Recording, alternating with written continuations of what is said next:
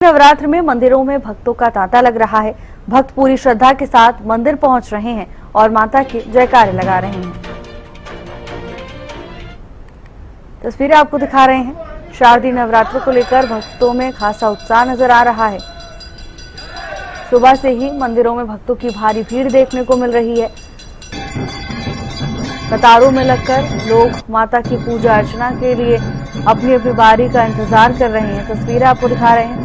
मंदिरों से तस्वीरें सामने आई जहां शारदीय नवरात्र के मौके पर भक्तों का जनसैलाब मंदिरों में उमड़ पड़ा। प्रांगण में कदम रखने तक की जगह नहीं है। कतारों में भक्त अपनी अपनी बारी का इंतजार करते हुए नजर आ रहे हैं। विधि विधान के साथ भक्त माता की पूजा अर्चना कर रहे हैं।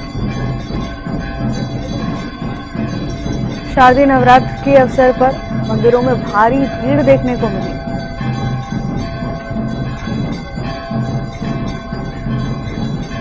राजीव सुल्तानिया जुड़ चुके हैं तमाम जानकारी के साथ। राजीव, शारदीय नवरात्रों को लेकर भक्तों का उत्साह देखते ही बन रहा है। हम देख रहे हैं मंदिरों में भी भारी भीड़ है।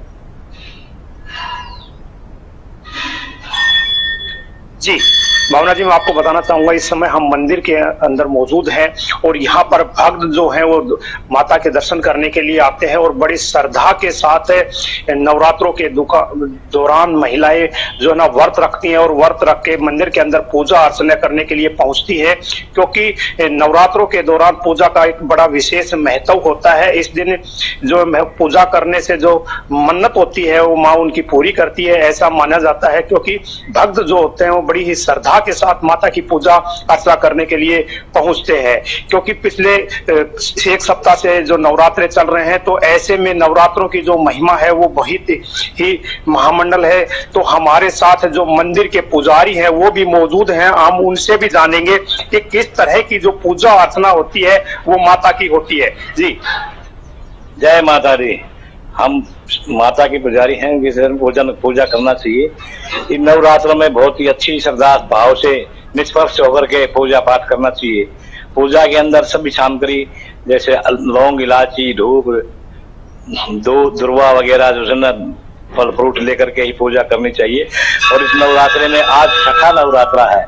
इस आश्विन मास के नवरात्रे में व्रत करने से सभी की मनोकामना पूर्ण होती है, शारीरिक बीमारियां कटती है और सब रोग दोष दूर होते हैं। और सभी माताएं बहनों को इस नवरात्र का शुभ करना चाहिए। ये नवरात्रे करने से बहुत ही अच्छा फल मिलता है। और साल में 3 बार नवरात्र आता है। एक चैत्र मास का होता है, एक अश्विन मास का होता है और एक गुप्त नवरात्र आता है, जिसमें गुप्त नवरात्र में तो पता ही बहुत कम लगता है, बहुत कम लोग करते हैं। साल में 3 बार नवरात्र आते हैं, तो इसमें नवरात्र में बहुत ही अति शुभ होता है। माता रानी का अपने मन लगा करके ध्यान से पूजा पाठ करना चाहिए। सबकी मनोकामना पूर्ण करती है और सभी के दरिद्रता, निर्धनता, गरीबी, बीमारी सब संकट दूर करती है। तो सच्चे मन से मन लगा करके ही आत्मा से ही इनकी पूजा करनी चाहिए।